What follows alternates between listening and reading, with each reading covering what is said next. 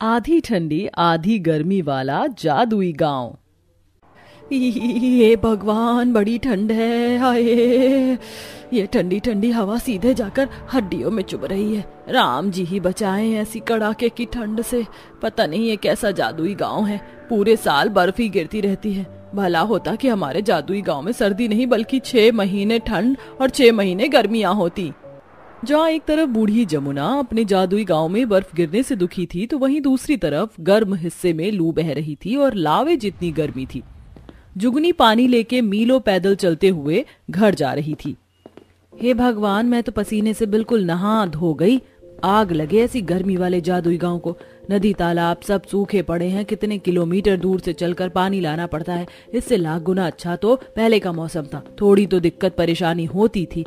इस तरह ठंड देखने के लिए तरसना तो नहीं पड़ता था। खैर, बोया पेड़ बबूल का तो आम कहाँ से होगा। आखिर क्यों ये महिला ऐसे मिसाल दे रही है और क्या है इस जादुई गांव का रहस्य जिसमें एक समय पर 2 अलग अलग मौसम मौजूद है। तो चलिए इसके पीछे की कहानी देखते हैं।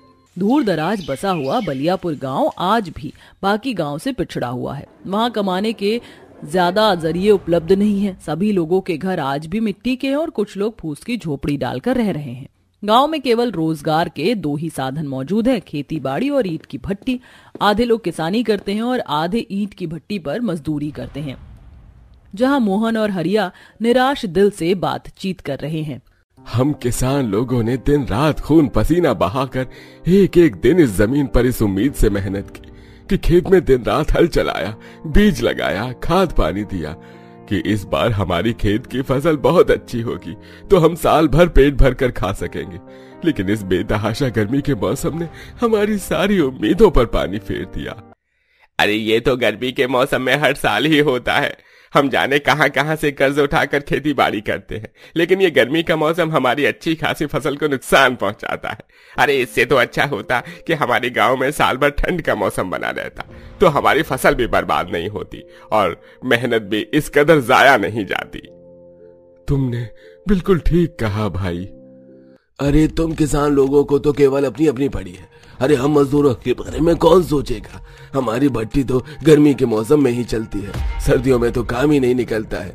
ऐसे में हम अपने परिवारों की रोटी पानी कैसे चलाएंगे, कभी सोचा है? अरे तुम लोग भी हमारी तरह खेती कर लो, किसने मना किया है? ज्यादा लंबी लंबी बातें मत फेंको बरखुरदार। अरे तुम लोगों की तरह हमारे पास खेती करने के लिए जमीन भी तो होनी चाहिए ना।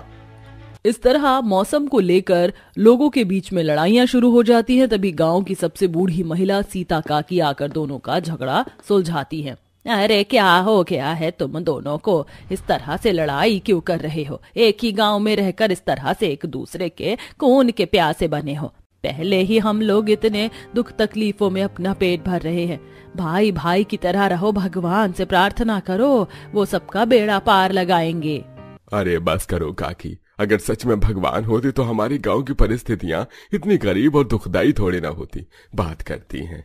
गांव के गरीबी भरे हालातों ने गांव के तमाम निवासियों को नास्तिक बना दिया था, इसलिए कोई ईश्वर में श्रद्धा विश्वास नहीं रखता था। जबकि सीता इकलौती ऐसी थी जो अपनी दिन की शुरुआत भगवान का नाम लेकर करती थी, और जब कभी उसके दरवाजे पर कोई इंसान या जानवर आ जाता तो वह उन्हें भूखा नहीं भेजती थी। इतनी मेहनत मशक्कत के बाद भी सारे गाँव वाले दुख भरी रोटी ही खाते थे। जहां दीना अपनी पत्नी कम्मो से बोलता है, अरे थोड़े दिनों में ठंड का मौसम शुरू होने वाला है कम्मो, फिर ईंट भट्टी बंद रहेगी। समझ नहीं आ रहा है ये ठंड के 3-4 महीने कैसे कटेंगे। यही चिंता तो मुझको भी खाई जा रही है जी। हम तो गरीब आदमी हैं, डेली के कमाने खाने वाले। राम जाने क्या होगा। जहां ठंड के मौसम के आने पर भट्टी पर काम करने वाले मजदूर लोग दुख और शोक मना रहे थे, तो वहीं किसान लोग बेहद खुश थे। जहां मोहन रोटी खाते हुए अपनी पत्नी सरला से बोलता है, अरे किसी तरह से साल के 8 महीने कैसे न कैसे करके गुजर गए। अब तुम देखना सरला, इस बार मैं ठंड के मौसम में अपने खेत में आधे हिस्से में मकई और आधे हिस्से में सरसों उगाऊंगा। सर्दी के मौसम में हमारी फसल बिना किसी रुकावट के अच्छी होगी और साल भर खाने का जुगाड़ भी हो जाएगा। भगवान करे तुम्हारी सोच पूरी हो जाए जी। उधर सीता अपनी थाली में 2 रोटी बनाकर खाने चलती है। तभी एक कुत्ता काऊ काऊ करते हुए उसके दरवाजे पर आकर बैठकर पूंछ हिलाने लगता है। तुझको भूख लगी है? ये ले, इसमें से एक रोटी तू खा ले, मैं एक खाकर रह लूंगी। कुत्ता मुंह में रोटी दबाकर चला जाता है तभी एक गाय भी आकर गुहार लगाने लगती है। लगता है आज ईश्वर ने मेरे नसीब की रोटी लिखी ही नहीं। लो गौ माता, ये तुम खा लो। गाय रोटी खा लेती है तभी वह गाय देवी पार्वती बन जाती है। सीता, मैं तुम्हारे मददगार भावना से खुश हुई, इसलिए इस प्रकृति की सृजनहार होते हुए मैं इस गांव के आधे भाग को ठंडे गांव और आधे भाग को गर्मी वाले गांव में हो जाने का वरदान देती हूँ, ताकि सबकी अड़चने दूर हो जाएं। किंतु याद रखना, इस गांव में अब इस 2 मौसम के अलावा और कोई तीसरा मौसम नहीं आएगा। तुम्हें पूरे साल इसी एक मौसम के सहारे रहना होगा। हम सबको स्वीकार है देवी, हम रह लेंगे। ठंड का मौसम हम किसानों के लिए लाभकारी है। हाँ, हम भी इस गर्मी के मौसम में खुश हैं। तो फिर ठीक है, आज से इस एक गांव के अंदर 2 मौसम रहेंगे सदा के लिए। देवी के वरदान स्वरूप जादुई गांव में लोग कुछ दिन तो खुशी खुशी रहने लगते हैं, लेकिन थोड़े वक्त के बाद कुढ़ने लगते हैं। जहां साल भर गर्मी पड़ने के चलते मिट्टी पेड़ पौधे अपना संतुलन खो देते हैं, जमीन से नमी चली जाती है, नदी तालाब सूख जाते हैं, मजदूर लोग पसीने में तरबतर ईंट बना रहे थे। हे भगवान, इस गर्मी वाले शुष्क मौसम ने तो उबाल कर रख दिया है। इससे भली तो ठंड थी।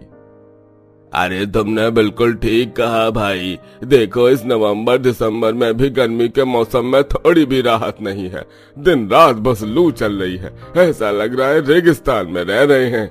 जहाँ एक तरफ गर्मी वाले गांव के वासी दुखी थे, ठंड वाले गांव का भी कुछ ऐसा ही हाल था। कहानी के अंत में क्या हुआ, चलिए देखते हैं।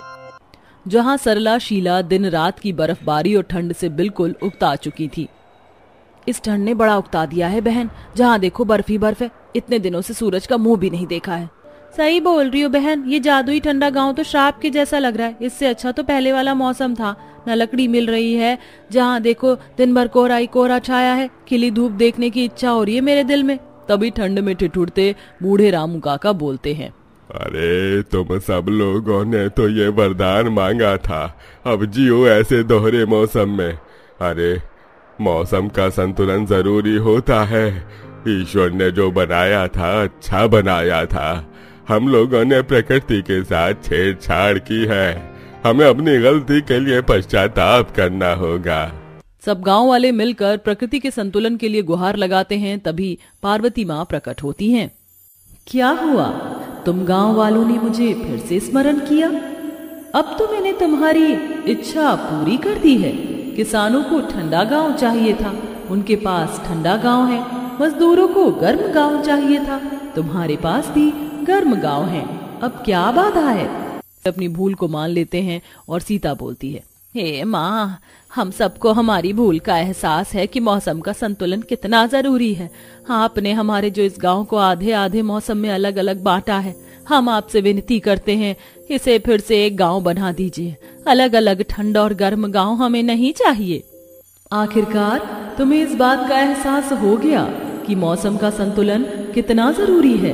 पतझड़, ठंड, गर्मी, बारिश, सारे मौसम जरूरी हैं। इसलिए मैं वरदान देती हूँ, ये गांव अब पहले से भी सुंदर मौसम वाला गांव होगा, जहाँ तुम सब दुख नहीं आनंद से रह पाओगे। इस तरह अंत में वह गांव पहले की तरह वापस हो जाता है। सब लोग अब बिना दोष लगाए खुशी खुशी मिलजुल कर रहने लगते हैं।